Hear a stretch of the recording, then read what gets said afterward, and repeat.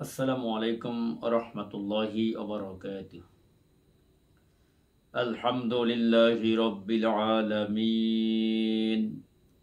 والصلاة والسلام على أشرف الأنبياء والمرسلين وعلى آله وأصحابه أجمعين أما بعد। আল্লাহ রব্বুল আলমিনের দরবারে আমরা শুকরিয়া জ্ঞাপন করেছি, যিনি আমাদেরকে এই পৃথিবীতে অসংখ্য নিয়ামত দিয়ে পাঠিয়েছেন। শুকরিয়া আদায় করেছি আল্লাহ রব্বুল আলমিনের প্রতি, যিনি আমাদেরকে সাইয়্যিদুল মুরসালিন রহমাতাল লিল আলামিন রাসূল আকরাম সাল্লাল্লাহু আলাইহি সাল্লামের উম্মত বানাইয়া এই জমিনে আমাদেরকে পাঠিয়েছেন। সম্মানিত উপস্থিতি, যারা আমাদের এই ভিডিওটি দেখছেন তাদের উদ্দেশ্যে বলছি, আল্লাহ রাব্বুল আলামিন এই পৃথিবী একদিন ধ্বংস করে দেবেন। সে কিয়ামতের ময়দানে কোনো আদম সন্তান 5টি প্রশ্নের উত্তর না দেওয়া পর্যন্ত এক কদমও নড়তে পারবে না, একটা কদমও নড়তে পারবে না 5টা প্রশ্নের উত্তর না দেওয়া পর্যন্ত। এই সম্পর্কে রাসূল করিম সাল্লাল্লাহু আলাইহি সাল্লাম ইরশাদ করেছেন।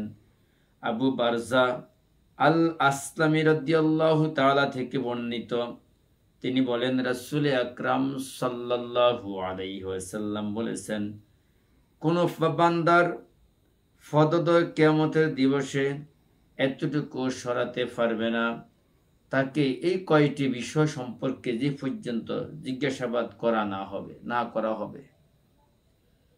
1 নম্বর প্রশ্ন হচ্ছে, কিভাবে তার জীবনকালকে অতিবাহিত করেছে।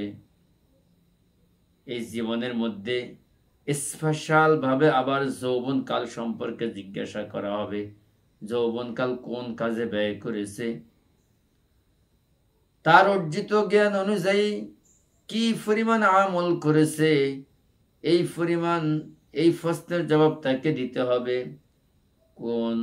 কোথায় হতে ধন সম্পদ উপার্জন করেছে, আবার এই ধন সম্পদ কোন খাতে সে ব্যয় করেছে এবং কোন খাতে সে ব্যয় করেছে, কি উপায়ে ধন সম্পদ উপার্জন করেছে, দুটা সম্পর্কে তাকে জিজ্ঞেস করা হবে। অর্থাৎ এই হাদিসের মধ্যে আমরা 5টা প্রশ্ন পাই। বান্দাকে আল্লাহ রাব্বুল আলামিন প্রশ্ন করবেন তার জীবনকাল কোন কাজে কিভাবে অতিবাহিত করেছে। স্পেশাল ভাবে জীবনকালের মধ্যে যৌবনকালটা খুবই গুরুত্বপূর্ণ একটা সময়। এই সময় হাসি তামাশা, খেলাধুলায়, মদের আড্ডায়, গানের আড্ডায় ইত্যাদিতে মানুষ সময় কাটায়, তার জীবন এই যৌবনকাল এইভাবে ব্যয় করতে চায়, মন চায় জিন্দেগি সে অতিবাহিত করতে চায়। আল্লাহ তাআলা বান্দাকে এই যৌবনকাল সম্পর্কে জিজ্ঞাসা করবেন। আমাদের ধন সম্পদ, টাকা পয়সা আমরা যে উপার্জন করি, এই ধন সম্পদ, টাকা পয়সা এর সম্পর্কে আল্লাহ তাআলা মানুষকে জিজ্ঞাসা করবেন। কোথায় হতে ধন সম্পদ উপার্জন করেছো? কি সুদ ভিত্তিক অর্থ ব্যবস্থা থেকে উপার্জন করেছো, না ঘুষ ভিত্তিক অর্থ ব্যবস্থা থেকে টাকা পয়সা সংগ্রহ করেছো, উপার্জন করেছো, না অন্য কোনো হারাম উপায়ে সম্পদ উপার্জন করেছো? এই সম্পর্কে আল্লাহ রাব্বুল আলামিন বান্দাকে জিজ্ঞাসা করবেন। এমনকি এই সম্পদ কোন কোন খাতে বান্দা ব্যয় করেছে, কি হালাল খাতে ব্যয় করেছে না হারাম খাতে ব্যয় করেছে, এই সম্পর্কে আল্লাহ তাআলা বান্দাকে জিজ্ঞাসা করবেন।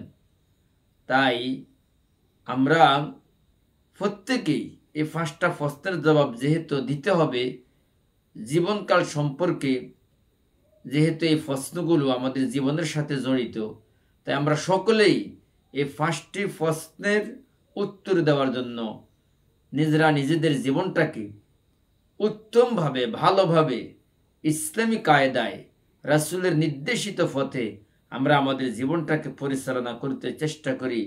কোরআন হাদিসের দৃষ্টিকোণ থেকে আমরা আমাদের জীবনটাকে পরিচালনা করতে চেষ্টা করি। আল্লাহ রাব্বুল আলামিন আমাদেরকে তৌফিক দান করুক। ওমা তৌফিক ইল্লা বিল্লাহ। আসসালামু আলাইকুম ওয়া রাহমাতুল্লাহি ওয়া বারাকাতুহু।